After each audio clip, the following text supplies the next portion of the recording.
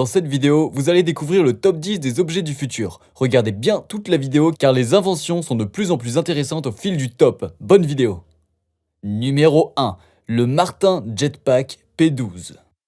La société néo-zélandaise Martin Aircraft Company a dévoilé lors du dernier Paris Air Show son Martin Jetpack P12, un jetpack qui devrait être commercialisé fin 2016 dans une version dédiée aux opérations d'urgence et mi-2017 pour le grand public au prix de 150 000 $.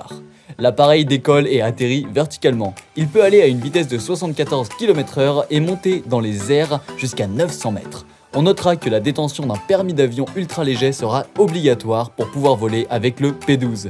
Avec 50 millions de dollars d'investissement de la part du groupe aérospatial chinois Guangqi Science, Martin Aircraft est aujourd'hui estimé à 100 millions de dollars par la bourse australienne Australian Securities Exchange. Selon Ruopeng Liu, le président de l'entreprise chinoise, l'investissement de sa compagnie aidera Glenn Martin à livrer un rêve.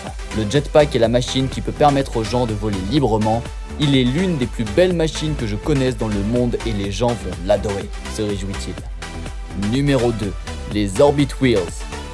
Les roues Orbit Wheels peuvent être considérées comme un nouveau moyen de transport à mi-chemin entre le skateboard traditionnel et une paire de rollers car elles reprennent le style de ces derniers, une roue à chaque pied, et demandent à l'utilisateur de se tenir dans une position proche de celle des skateurs. C'est une solution écologique pour se déplacer, puisqu'il suffit de placer un pied dans chacune des roues de 25 cm de diamètre pour enclencher un mécanisme qui permet d'avancer. Une roue interne qui s'auto-alimente donc et qui ne demande qu'un mouvement de bassin pour être guidée, va déclencher la propulsion et permettre au pilote d'aller où bon lui semble. Pour freiner, c'est très simple, puisqu'il suffira de toucher le sol de la pointe de son pied. Les roues Orbit Wheels ont l'énorme avantage de vous laisser libre et de vous simplifier la vie. Contrairement aux rollers dans lesquels vos pieds sont coincés, au skate traditionnel qui à l'inverse ne permet pas une maîtrise parfaite sans des années d'entraînement. Ou à l'armada de véhicules novateurs, mais encombrants de type Segway ou Overboard, l'Orbit Wheels est à la fois pratique et performant.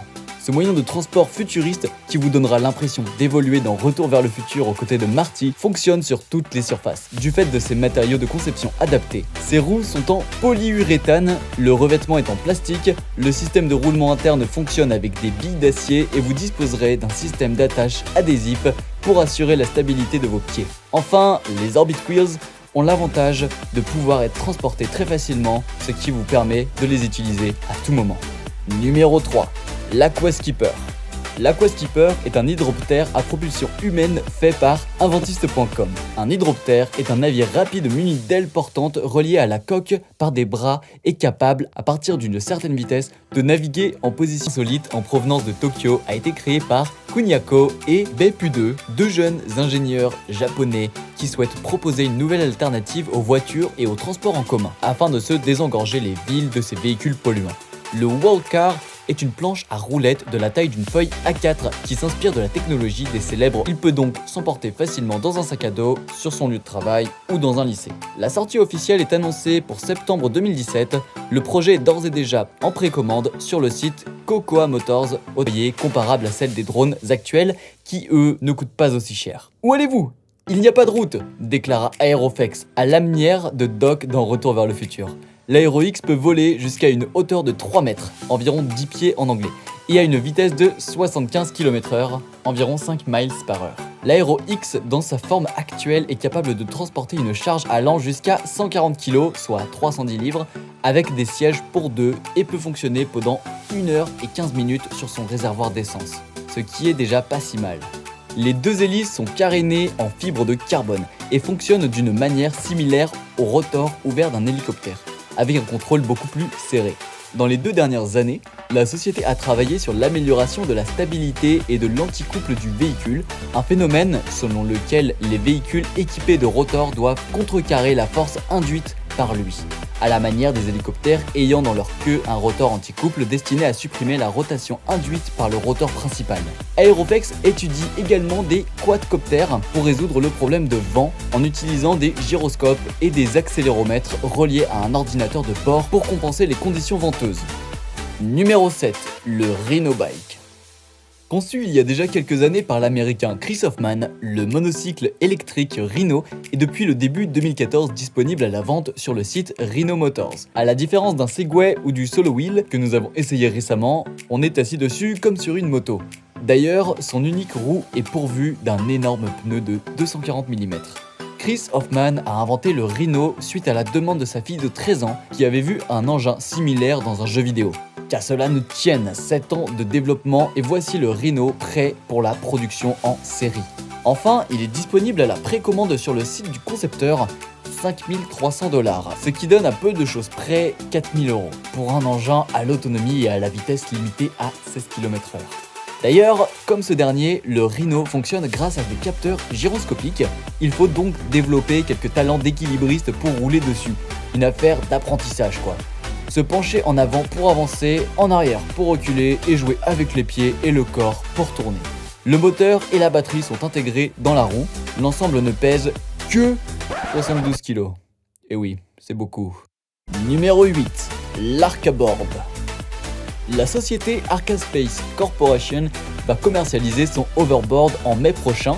Ce modèle à 10 000 € possède vraiment la capacité de voler à quelques centimètres du sol. 2020 pourrait marquer l'avènement des overboards, du moins des véritables overboards. Lorsque l'on compare le légendaire skateboard du film Retour vers le futur 2, capable de léviter au-dessus du sol avec les planches à roulettes électroniques vendues dans le commerce actuellement, on peut se demander comment leurs concepteurs ont pu oser utiliser la même dénomination que le skate de Marty McFly, tellement les deux appareils sont différents. Côté pilotage, l'Arcaboard se conduit de la même manière que les overboards gyropodes classiques. Il suffit de se pencher dans la direction que l'on souhaite pour faire avancer l'engin. Néanmoins, pas de folie. La société précise qu'il ne peut aller jusqu'à 20 km/h. L'Arcaboard représente une révolution en mouvement.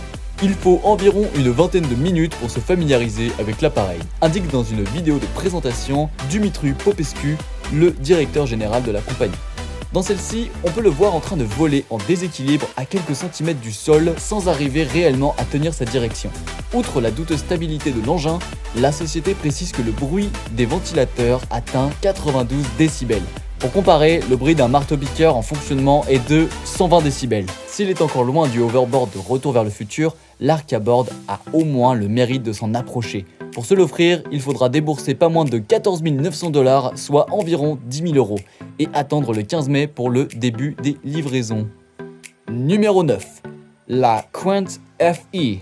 Après avoir fait sensation l'an passé avec la Quant eSport Limousine, NanoFlowCell présente à Genève la Quant F. Une nouvelle version de sa supercar électrique qui recourt à un mélange de fluide ionique pour proposer jusqu'à 800 km d'autonomie. Avec sa robe rouge et ses porte-papillons, difficile de rater la Quant F sur l'imposant stand que s'est offert NanoFlowCell à Genève. Évolution du concept Quant eSport Limousine présenté l'an dernier, la Quant F embarque pas moins de 4 moteurs électriques de 200 kW chacun, portant la puissance totale du véhicule à 801 kW, environ 1090 chevaux. Côté performance, NanoFlowCell revendique 300 km/h de vitesse maximale et un passage de 0 à 100 km/h en 2,8 secondes. S'affranchissant de la contrainte du temps de charge, la Quant F alimente ses batteries en quelques minutes en renouvelant simplement deux fluides ioniques, l'un positif et l'autre négatif, créant une réaction pour alimenter la batterie.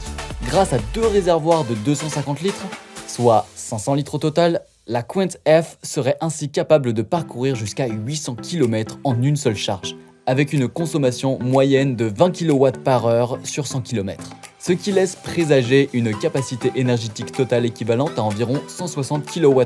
Au final, si la technologie s'avère séduisante sur le papier, on s'attend tout de même de voir cela en pratique. Selon le constructeur qui a annoncé à Genève une